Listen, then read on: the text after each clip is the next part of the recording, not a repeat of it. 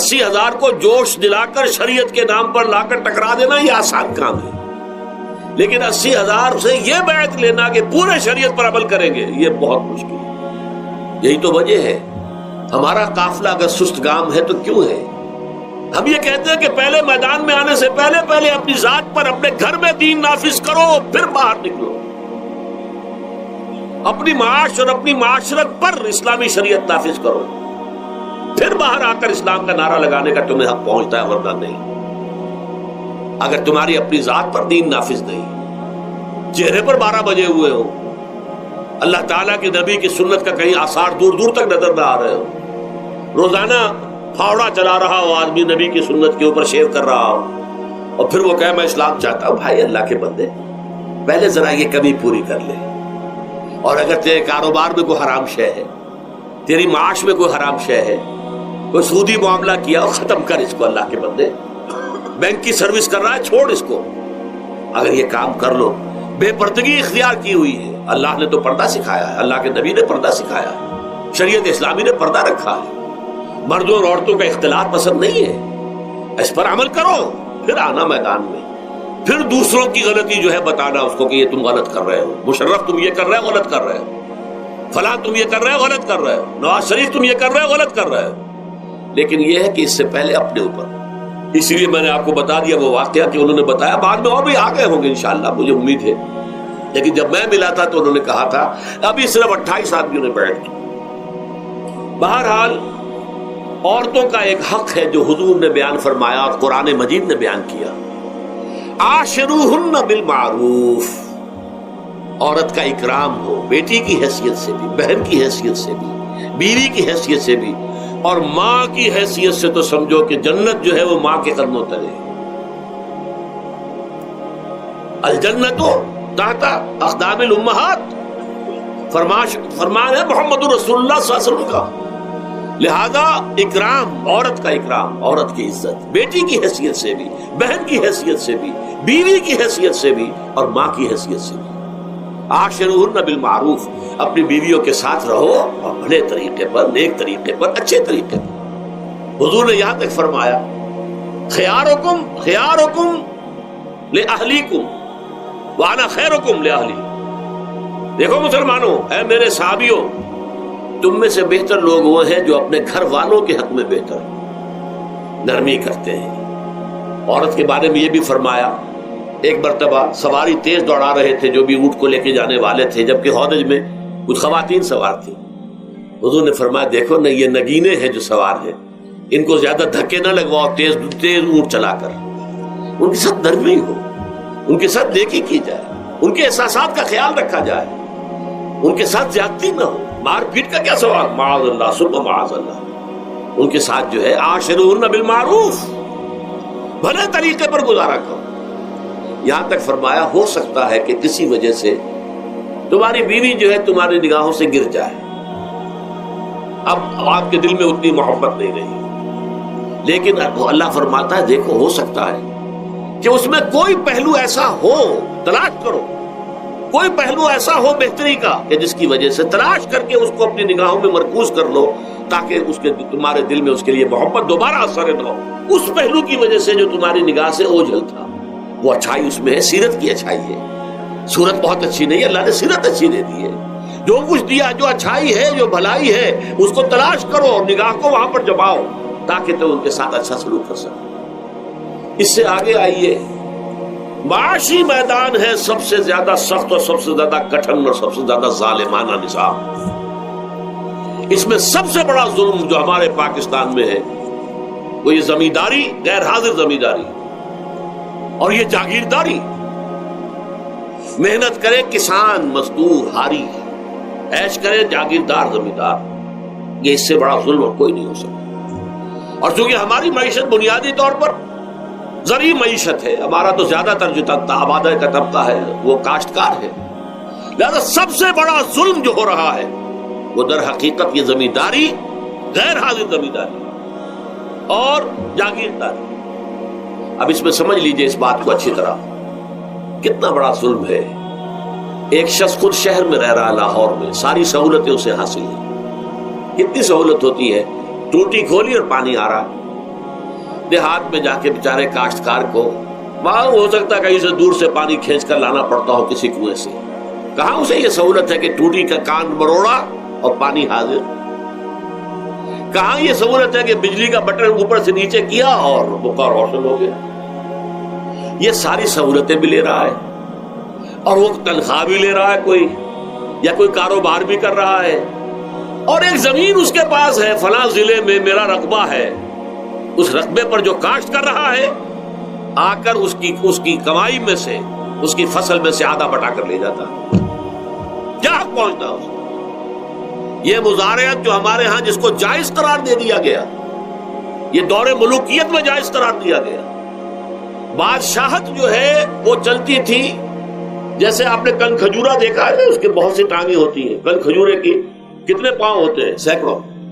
ایسے بادشاہوں کے یہ پاؤں ہوتے تھے. جاگیردار 3000 منصبدار, 5000 منصبدار, 20,000 منصبدار, 30,000 منصبدار, یہ جاگیردار بڑے بڑے علاقے ان کے پاس ہیں. اب ظاہر بات ہے کہ وہ خود تو کاشت نہیں کر سکتے, انہیں تو مزارع چاہیے. لہذا مزارعت کے جائز ہونے کا فتویٰ دیا گیا.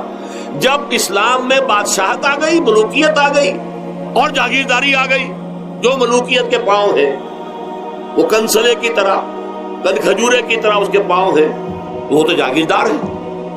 یہ ہے جس کی وجہ سے امام ابو حنیفہ نے کہا مزارعت حرام ہے, جس کی زمین ہے وہ کاشت کرے. یا حضور کی حدیث ہے کہ چاہے اپنے بھائی کو دے دے تو ایک دانہ لینے کا حقدار نہیں. اگر تو تمہارا کوئی اور ذریعہ معاش نہیں ہے تو ٹھیک ہے, جاؤ کاشت کرو. تمہارا کوئی اور ذریعہ معاش ہے, تمہارا کاروبار ہے, تمہاری دکان چل رہی ہے, تم ملازمت میں ہو, تمہیں تنخواہیں مل رہی ہیں, تمہارا پروویڈنٹ فنڈ بھی جمع ہو رہا ہے, تمہیں تو تمہارے ریٹائرمنٹ کے بعد وہ پینشن بھی مل جائے گی, اور اس کے ساتھ ساتھ تم نے یہ ظلم روا رکھا ہوا. زمین اگر ہے یا تو جاؤ کاشت کرو, ورنہ یہ کہ اس زمین کو دے دو اپنے کسی بھائی کو. ملکیت تمہاری رہے گی, کاشت وہ کرے گا تو جو فصل ہوگی اس کی برداشت بھی وہی کرے گا, وہی لے کر جائے. یہ فتویٰ ہے امام اعظم امام ابو حنیفہ رحمۃ اللہ علیہ کا. یہی فتویٰ ہے امام مالک, امام دار الحجرہ, امام مدینہ, امام مالک رحمۃ اللہ علیہ, دونوں کا فتویٰ ہے. اور عظیم ترین یہی دو ہیں, اولین بھی یہی دو ہیں, عظیم ترین بھی یہی دو ہیں. امام شافعی بھی شاگرد ہیں امام مالک کے, امام احمد ابن حنبل شاگرد ہیں امام شافعی کے. ٹاپ پر کون ہے؟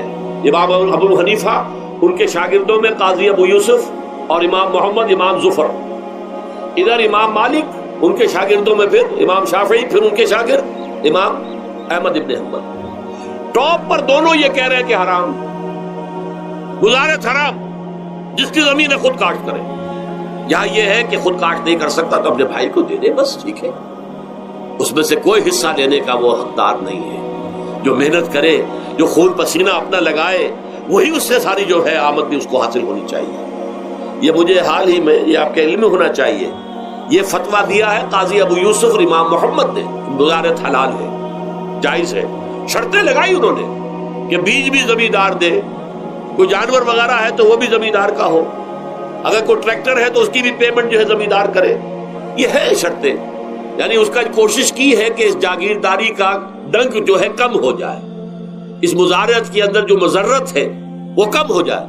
لیکن یہ کہ اصلاً اسے جائز قرار دے دیا. ہمارے ہاں کون شرطوں کو کون دیکھتا ہے, آداب کو کون دیکھتا ہے, قواعد و ضوابط کو کون, ہنیئن مریا, جیسے کہ ماں کا دودھ پیتے ہیں ایسے ہی یہ مزارعت کی جو آمدنی ہے اس کو کھا رہے ہیں. حرام ہے, حرام ہے, حرام. حال ہی میں ابھی ملاقات ہوئی میری مولانا زاہد الراشدی صاحب, آپ کے بہت قریب گجرانوالے میں, جو اس کی سب سے بڑی مسجد ہے, اس کے خطیب ہیں. انہوں نے بتایا ملا علی قاری نے بھی یہ لکھا, جو بہت بعد کے حنفی جو ہے وہ فقیہ ہے, کہ دلائل تو وہی ہیں جو امام ابو حنیفہ نے دیے ہیں, دلائل تو ان کے ساتھ ہیں, لیکن مصلحت ہے جو جس کے تحت یہ فتویٰ دیا گیا.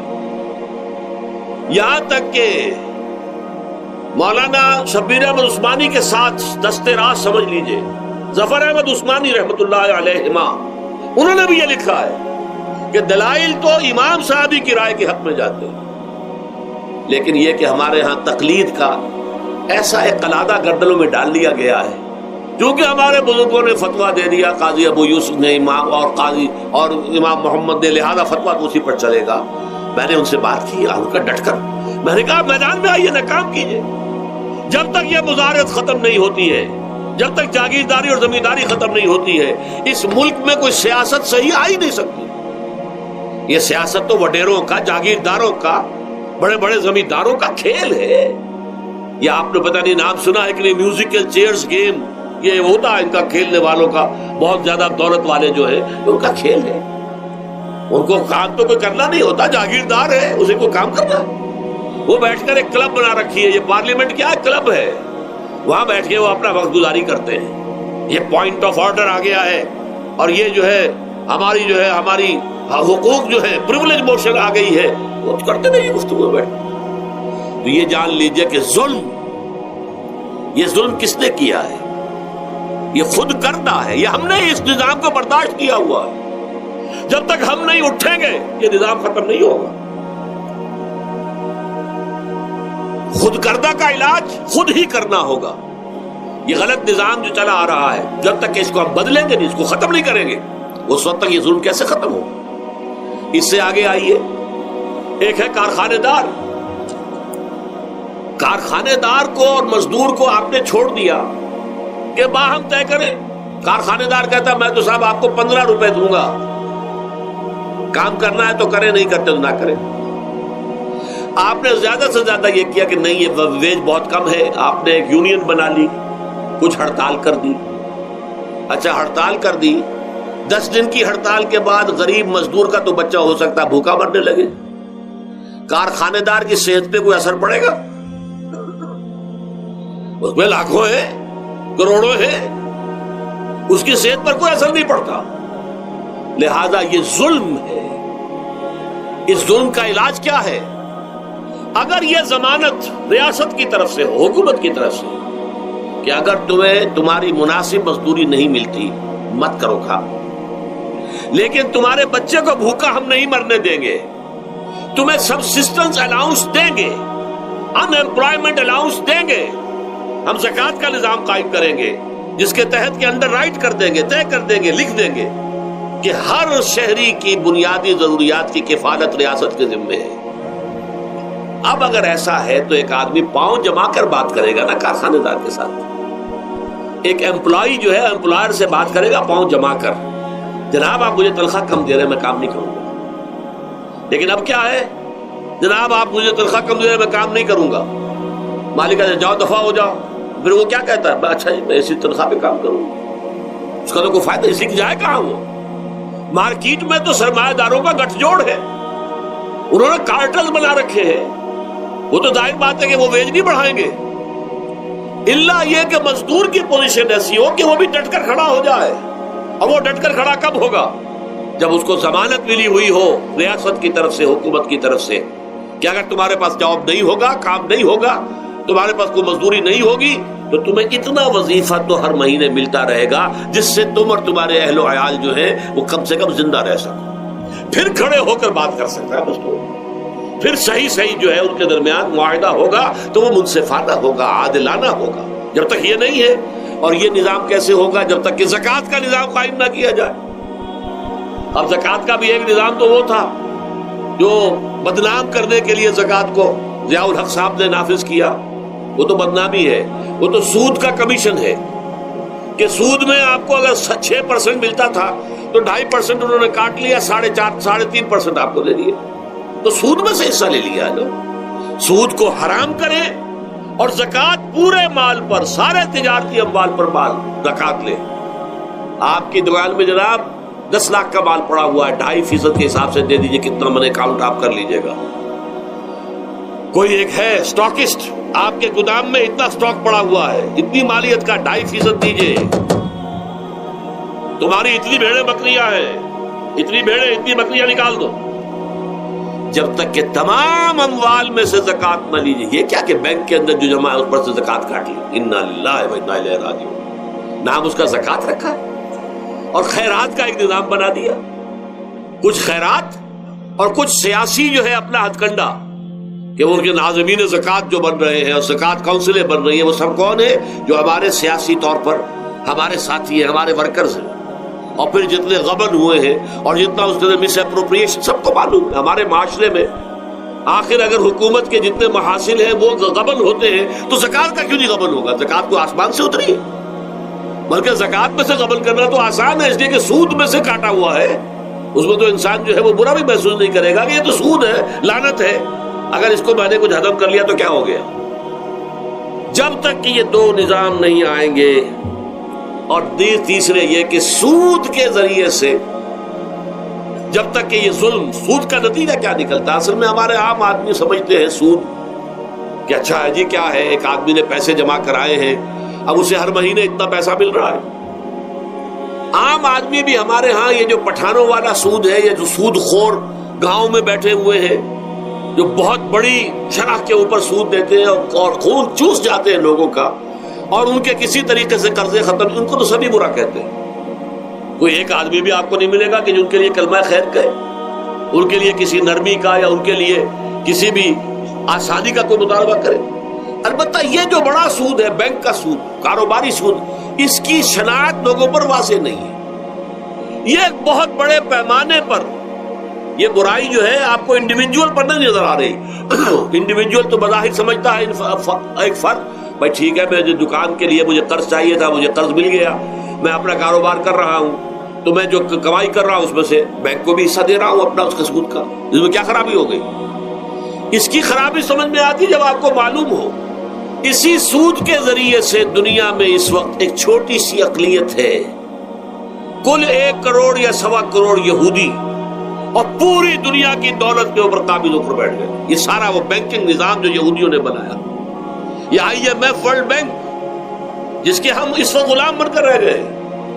ہمارا چیف مارشل ایڈمنسٹریٹر اسے کہے یا چیف ایگزیکٹو کہے, ہمارا تو حکمران ہے, ہمارا بادشاہ ہے اس وقت, اور وہ بادشاہ سلامت کہتے ہیں کہ یہ IMF اور ورلڈ بینک کے لوگوں کے گوڈے ہمیں پکڑنے پڑتے ہیں.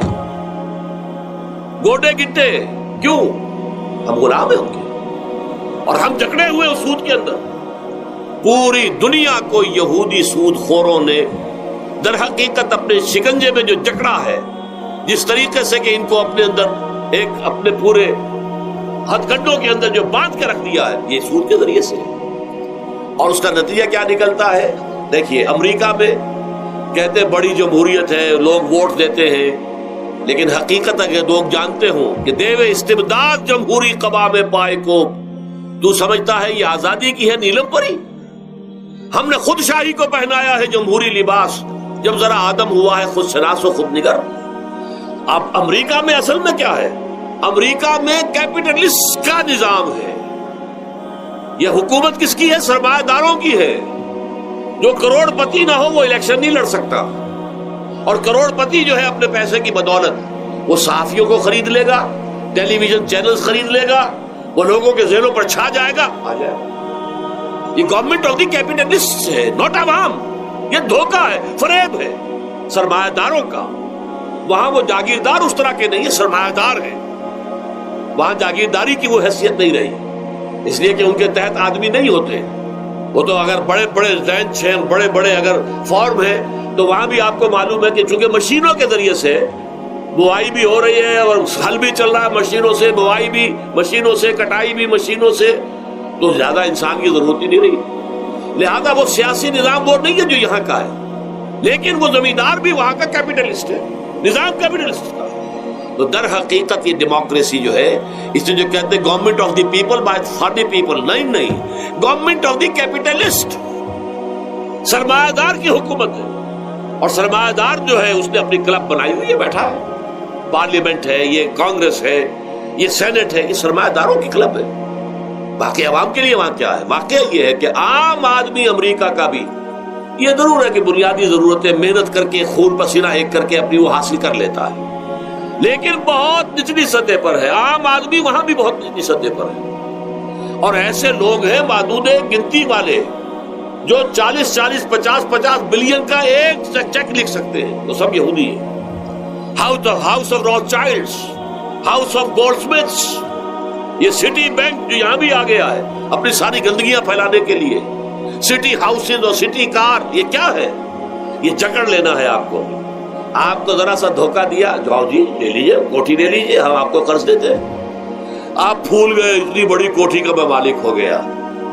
اب جب اس کا قرض دینے کے چکانے کا معلوم ہوا کہ میں تو غلام ہو کر رہ گیا ہوں، جو کماؤں وہ سارا کا سارا ان کی قسط کے اندر چلا جائے گا، اور اگر خدا نہ خواستہ کہیں ڈیفالٹ کر گیا تو جتنا میں نے دیا تھا وہ بھی ہضم، اور مکان وہ ضبط کر کے اور نیلام کر دیں گے۔ اللہ اللہ خیر۔ لیکن وقتی طور پر ذرا سا دھوکہ جو ہو جاتا ہو، دیکھو اتنی بڑی کوٹھی کا میں مالک ہو گیا، دیکھو اتنی لمبی کار میرے پاس آ گئی، دیکھو فلاں شے میں نے حاصل کر لی، لیکن اس کا نتیجہ جو نکلتا ہے وہ تو وہاں والوں سے پوچھئے، جس طریقے سے کہ وہ غلام بن کر رہ جاتے، وہ مزدور بن کر رہ جاتے ہیں۔ جیسے بھٹوں میں آپ نے دیکھا ہے، بھٹوں میں جو مزدور ہوتے ہیں وہ بکے ہوئے ہوتے ہیں، وہ غلاموں کی طرح ہوتے ہیں، ان کو بلکہ لوگ ایک دوسرے سے خرید کر لے کر جاتے ہیں۔ ایک بھٹے والا آتا ہے اور دوسرے بھٹے کی جو مزدور جو غلام ہے ان کو وہ وہاں کی پیمنٹ کر کے اور لے جاتا ہے، وہ بالکل ان کے سرس کی طرح ہے، ان کے غلاموں کی طرح۔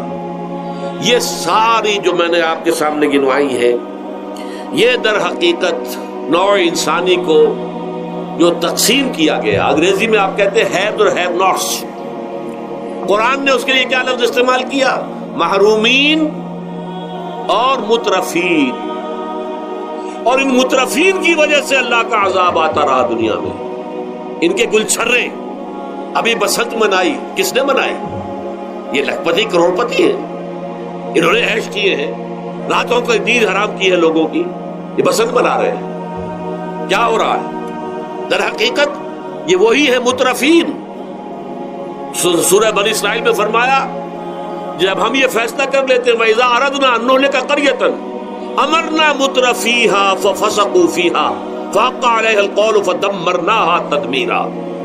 جب ہمارا فیصلہ ہوتا ہے کہ کسی بستی کو، کسی علاقے کے لوگوں کو ہلاک کر دیں، تو مترفین جو ہے، دولت مند لوگوں کو ہم حکم دے دیتے ہیں، آزادی دے دیتے ہیں، ان کی لگام ڈھیلی کر دیتے ہیں، اس میں فسق و فجور کا بازار گرم کر دیتے ہیں، اور جب پورا فسق و فجور کا بازار گرم ہو جاتا ہے، اچانک ہماری پکڑ آتی ہے، دمرناہا تدمیرا، ہم اس کو پٹخ کر رکھ دیتے ہیں، ٹکڑے ٹکڑے کر دیتے ہیں۔ یہ مترفین، اور دوسری طرف محرومین، اسی طریقے سے مستضعفین اور مستکبرین۔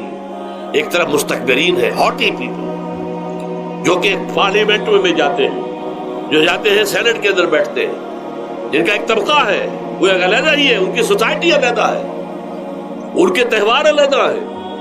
نیو ایئرز نائٹ پر جو کچھ یہ کرتے ہیں بدماشیاں، اس کا ذرا سا آپ کو اندازہ بہرحال دیہات کے رہنے والوں کو نہیں ہے۔ لاہور اور کراچی کے لوگوں سے پوچھئے کیا ہوتا ہے، اسلام آباد کے لوگوں سے پوچھئے، پشاور اور کوئٹہ کے لوگوں سے پوچھئے۔ یہ سب در حقیقت مستضعفین ایک طرف، مستکبرین دوسری طرف، محرومین ایک طرف اور مترفین ایک طرف، یہ سوسائٹی کو تقسیم کر کے، اور پھر تقسیم کرو اور راج کرو، ڈیوائیڈ اینڈ رول۔ یہ آپس میں ٹکرائیں گے، آپس میں لڑیں گے، تم ان سب کے اوپر حکومت کرو۔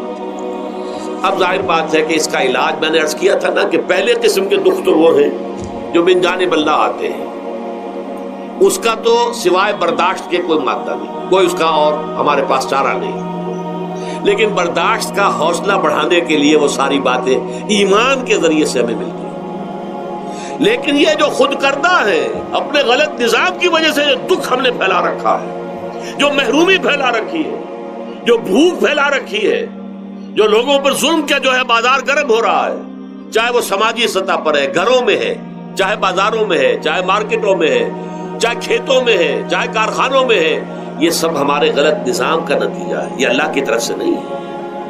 وما اصابکم من مصیبت فبما کسبت ایدیکم، یہ تمہارے اپنے ہاتھوں کی کمائی ہے، تمہارے اپنے ہاتھوں کے کرتوت ہیں، تم نے غلط نظام کو قبول کیا ہوا ہے۔ اب اس کا علاج کیا ہوگا؟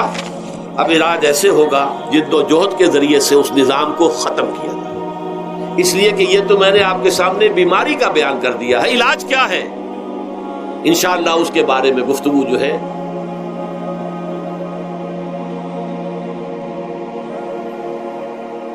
پہلا رب نو یار دا شوق ہویا،